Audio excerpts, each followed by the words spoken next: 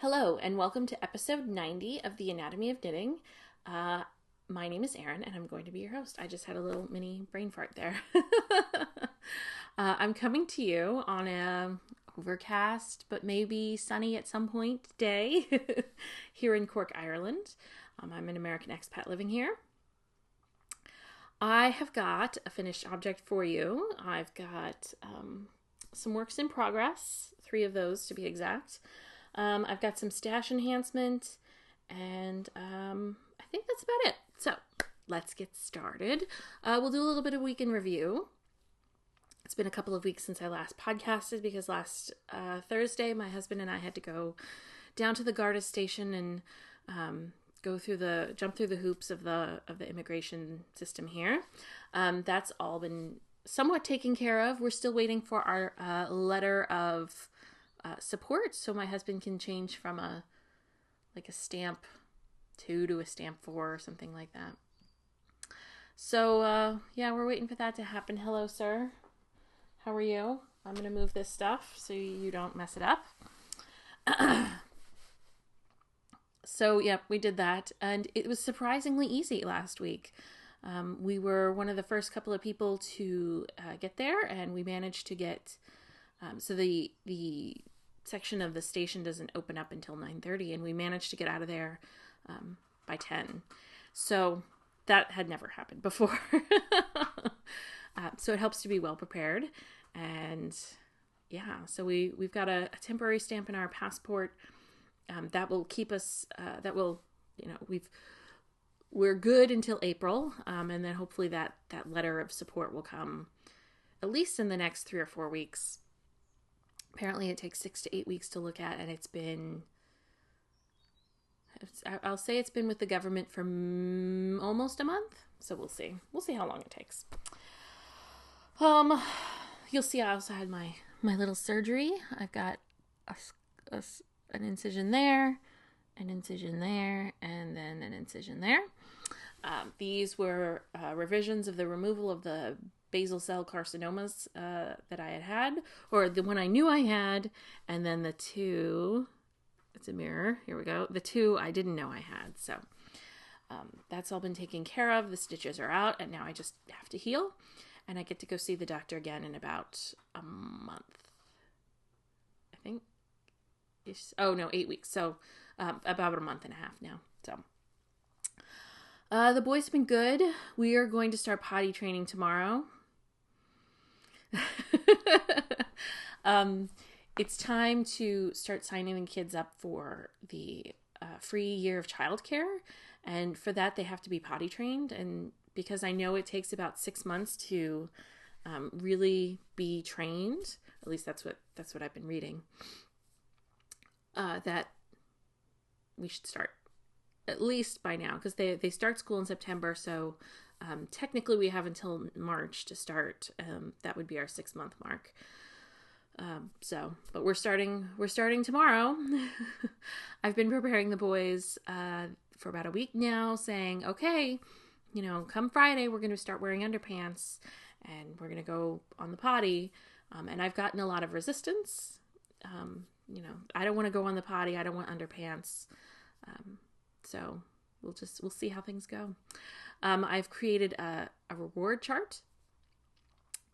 What I've decided to do instead of giving them like candy or something, I'm going to try doing like a sticker reward chart first. So I've created so the first chart that they get to fill up has got 6 squares that they can put a sticker on. And they get 1 sticker for a pee in the potty and 2 stickers for a poop in the potty. And once they fill up the chart, they get to go to the toy store and pick out just about any toy they want. I'm gonna, steer them away from the €100 toys. I'll take them down to like the Thomas aisle and let them pick a Thomas train that they want, or they could pick a Lightning McQueen car or a Lego set or something. So that's the plan. The charts are on the fridge. I just bought some fun sparkly stickers. I got some Sparkly Thomas stickers. I got some sparkly space stickers, and I got some sparkly cars, just like vehicle cars, not the movie cars stickers. Although that would have been really good because they really like the movie cars. So yeah, we'll see how this adventure goes. Trying to teach 2 little boys how this is gonna go is I won't lie, I'm intimidated, but I'm gonna go with the flow. I'm just gonna go with the same attitude that I've gone with this whole motherhood thing of don't make a huge big deal out of it, because then they'll realize that maybe something's a big deal. And you know, like when Nate learned how to crawl out of his crib, I didn't make a big deal out of it. I just took the fronts off and said, okay, have fun. It's your big boy bed. And they had maybe one day of a bad nap and a bad, hard, they slept on the floor because they were able to get out of bed. But after that, they realized that sleeping in the bed is a lot more comfortable and it's not a big deal. So we'll see. We'll see how things go. Malcolm is still enchanted with Chris Hadfield, the Canadian astronaut. I believe he's a former astronaut now. He was the commander of the International Space Station at one point. He's got a YouTube channel, and he posted a fair amount of videos of what life in space is like. And the boys really like watching. There's a couple where he talks about like what kind of stuff he eats. And in one of those, he makes what we've decided to call an astronaut tortilla, which is basically a sandwich because they can't have regular bread because of all the crumbs that are produced. And what happens to the crumbs? They just float around. They don't fall to the ground. So they use tortillas because tortillas don't create crumbs. And he spreads peanut butter and honey on it and then eats it as an astronaut tortilla. So Malcolm's asked for that for lunch a few times this week. They also like watching the one where he shows how they sleep, and they call it the night astronaut. So that's fun. There's one where he has a can of mixed nuts, and the nuts are floating in the can. And then there's a chocolate pudding cake video that they also like to watch. So I've been encouraging that because, again, we've had some issues getting them to go to school willingly. And I believe this is just because they go to school once a week. It's not a routine for them. So yeah, I just have to get over the I just totally lost my train of thought. So hopefully showing these kinds of videos will show them, like, I started showing them the astronaut videos because we've had issues with them not wanting to go to school, and I'm showing them jobs that they can have if they do well in school, and hopefully showing them that the cool things that Chris can do. They've watched a fireman video, and the thing that Malcolm wants to be now, he wants to be a mighty machine. And to do those things, you have to go to school, I tell him, and you have to do well in school. And so hopefully that will encourage them to go to the daycare on the one day that they go. I know once they start going every day in September that this will be a non-issue. So it's just getting to September, and we're 1 month closer. So,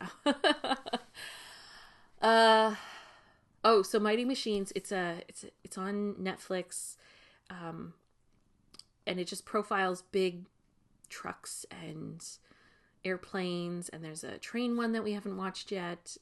There's cement at the cement yard one, and Malcolm's really been enchanted by that this week. Anytime I give them TV time, that's the first. It used to be Nemo. They want to watch Finding Nemo, but now it's Mighty Machines for Malcolm. So that's kind of fun. Okay, so that's pretty much the week in review. First thing to show you is, here go the yawns. Here is my finished object. This is my eccentric cowl, all nicely blocked, and you can see, you can see the beautiful chevron lace there. I ended up using a fair amount of the second skein. I think I have a small ball left. I probably could have done another repeat out of it, but I decided to be safe rather than sorry. So the way that this is written is that you do 5 repeats of that middle lace. So let's see, 1, 2, 3, 4, 5. I did 2 extra repeats, and then did the lace edging on, so that you could tell that the lace that's near the edge is just a little bit different. I think there's an extra row or 2 of eyelets, so it's a little wider. After I cast this off, I took it upstairs and gave it a lovely bath where it bled a little bit, but it was the only thing in the bath. And I blocked it with my blocking wires, and I think it turned out really nice. The way I've kind of found that I like to wear it doesn't show the stitches off very, very nicely. I like to wear it like that, just kind of casually lovely. I like that. I think it's nice and warm, and it's super soft. Almost took my glasses off there. I think I tried a few. So my cast off edge was tighter than my cast on edge was tighter than my cast off edge. So yeah, you gotta kind of get it the right way. I thought I could kind of wear it like a shawl with the big loop in the front. So I'm really pleased with the way that turned out, and I got to use this lovely alpaca yarn. I'm having a brain fart. I don't think I saved the label here. Here's the amount of yarn I had left, probably enough to do another repeat. Yeah, I don't have the label within. Let me see if I was smart enough and actually put this in my Ravelry.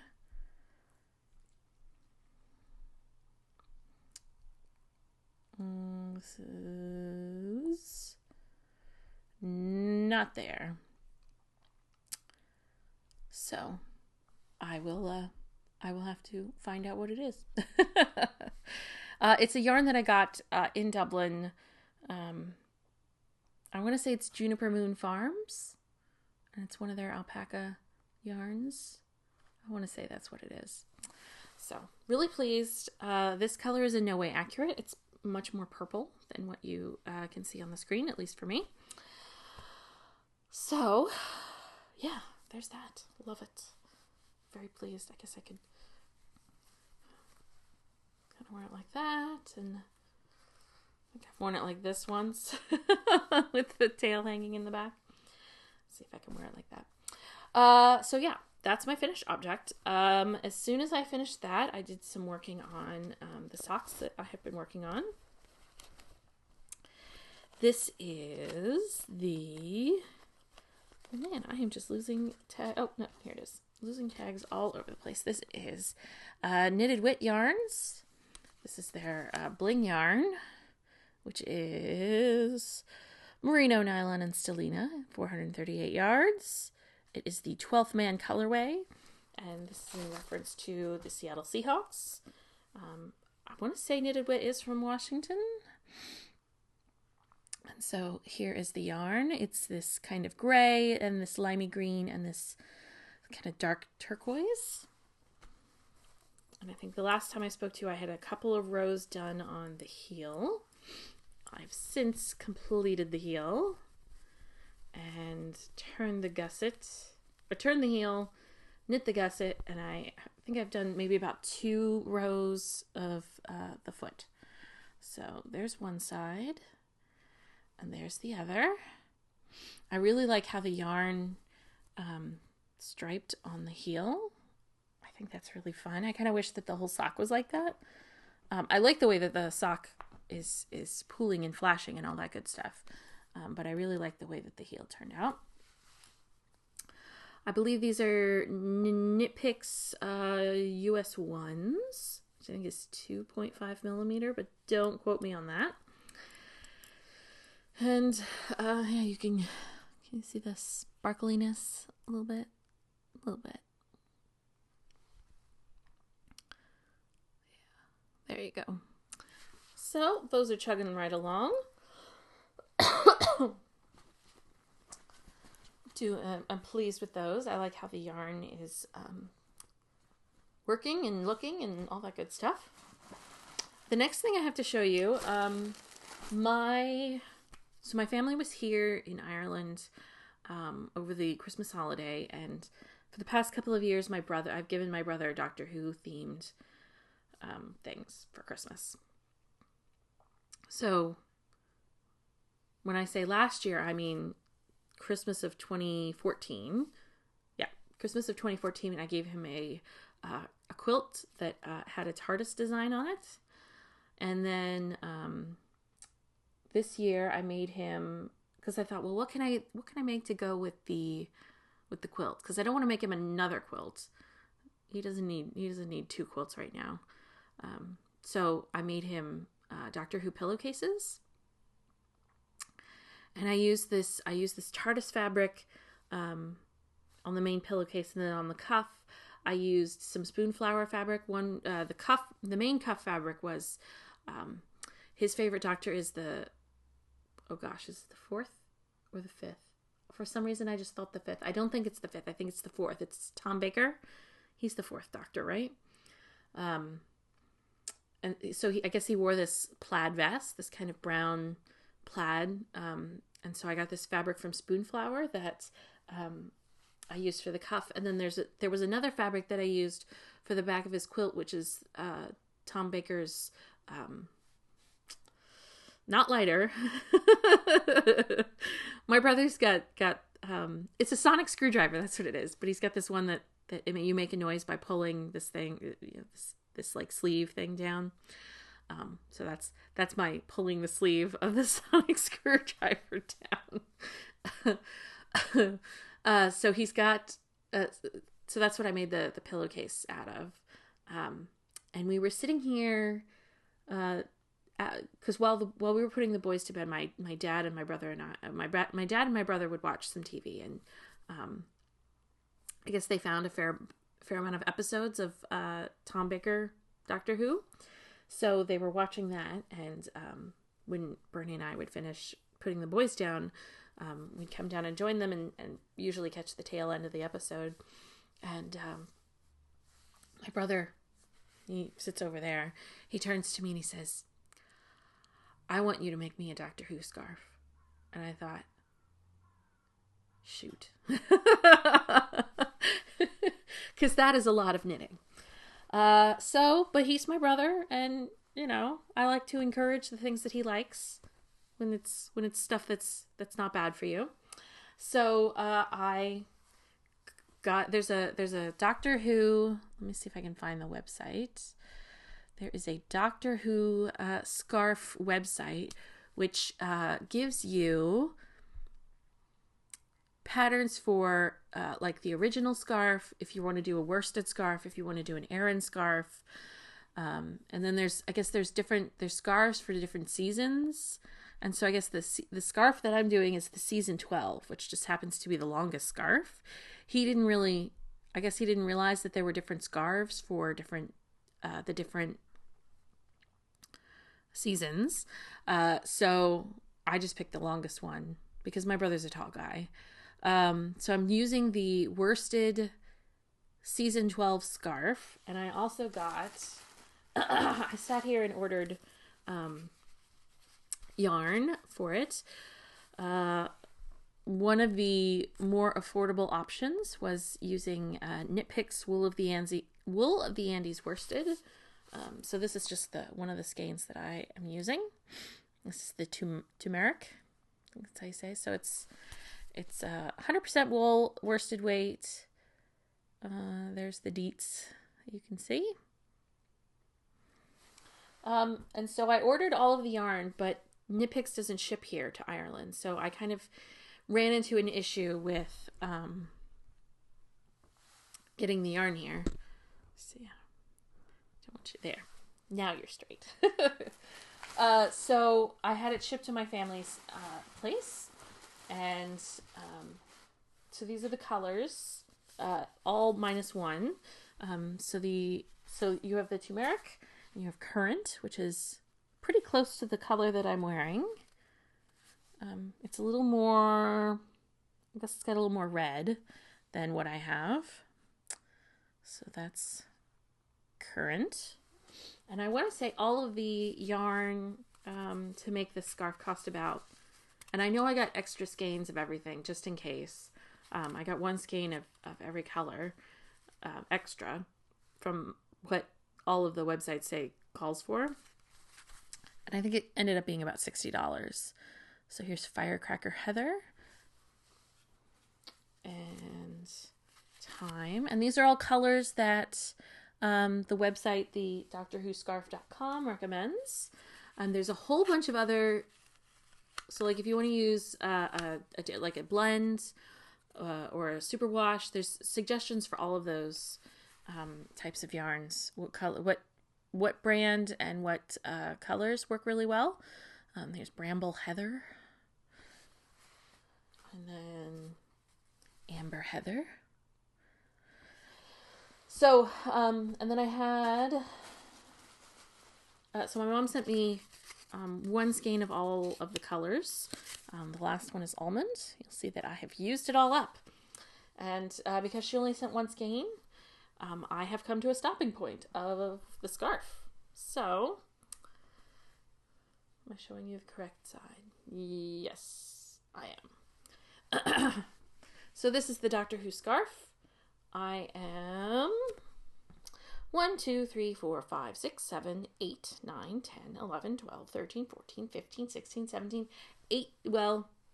17 whole stripes, and I'm working on the 18th because I have to do, gosh, I want to say like 48 rows of this. Let me go see.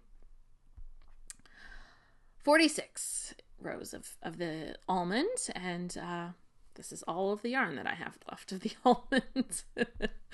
So I'm at a little bit of standstill, but I've gotten a fair amount done of this scarf. This is a free pattern that you can find. You cast on 56 stitches, and then you knit and garter stitch, making sure to slip the last stitch. So there is there's the scarf, and I'm weaving in ends as I go because I don't want to have to weave in all of these crazy ends. So the only end that you can see is the original cast on end, and then this end of the almond. I haven't woven those in. I tend to weave in the ends when I'm done with the color. And then there's this nice slip stitch edge that you can see here that you do when you get to the end of a row. You just slip the last stitch. So that's what I've been doing. That's what's recommended, and it's just a nice stretchy. This is going to end up being, gosh, like 12.5 feet long. So crazy. And then I also have to do tassels, and I didn't know how much yarn the tassels would use, so that's why I got the extra skein. So I'm pleased with the way it's turning out. Hopefully he'll like it. My mom has been in cahoots with me because she sent me the yarn and all that good stuff. I'm really pleased. You can really see the difference in the color here, when in person it's not as apparent. So there is the scarf. The Doctor Who scarf that I thought I would never have to knit, but I am knitting. But I did this in less than 2 weeks, so we'll see. I'm a little over. Let's see, where am I in the pattern? I'm a little over. I'd say I'm a little over a third of the way there. So I've got a third of it done, which isn't bad. But that's just me guesstimating. And be careful which pattern you choose, because I think I accidentally clicked on the original pattern. So I cast on the wrong amount of stitches, and I got through the first 2 stripes before I realized that. So I had to originally rip out that purple cast on, well, I don't think I got through all of this almond. I think I may have gotten like this much done and then realized I have too many stitches on the needles. So I ripped that sucker out. Because I think it's supposed to be about 12 inches wide. And I just remember thinking, wow, this seems really wide. And then realized my error. So, since I have come to a stopping place with the Doctor Who scarf, and that's my quote-unquote big project, which replaced this big project, I decided to cast on something new. And this is going to also be stash enhancement. So you may remember that I was knitting a sockhead hat out of some kind of black and gray, and there was like a purpley, like kind of this color in the yarn. I was knitting it for a friend back in the States for her husband for Christmas. So I sent that to her and got it to her in time. And so in response, she sent me some yarn, and so she sent me 2 skeins of this Insouciant Fibers, which is Bainbridge Island Company, and that's where she's living now. So she sent me some of this yarn. It is a DK weight, which it seems a lot fatter than that, because the other yarn she sent me was some Shibui Dune, which is baby alpaca, baby camel, and silk. And she sent me 2 skeins of this. So apparently both of these yarns are DK weight, which to me seems a little funny, but you know, whatever. I roll with it. So I wanted, what I ended up deciding to knit with this, I first started trying to make the beeswax cowl, but my gauge was a little too loose, and so I got maybe about 4 or 5 rows of that done and decided to rip it out. What I did find was this. That is an example of the pattern. It's a free pattern on Ravelry, and it is called the Intermezzo Cowl. It calls for beads, so it's lace and beads, but I have decided to not make any beads. And there is a variation of it where instead of doing kind of the triangles that you see here, apparently I got a Facebook message. Instead of doing the triangles that you see here, I am going to make it. So there are 2 bits of lace. You can see I've just started the lace right here. So those bands are going to spiral around the cowl as I go up. So I'm going to have 2 of those. The pattern has directions for, I think, just 1, but I figured, whatever, I will make my own pattern using these instructions. So I did garter stitch on the edge of the cowl, and I have currently only got 1 row done. And again, this is using that Shibui Dune. Apparently, I'm in a love relationship with purple right now. So yeah, that is that cowl. Apparently the color is velvet, which is number 2017.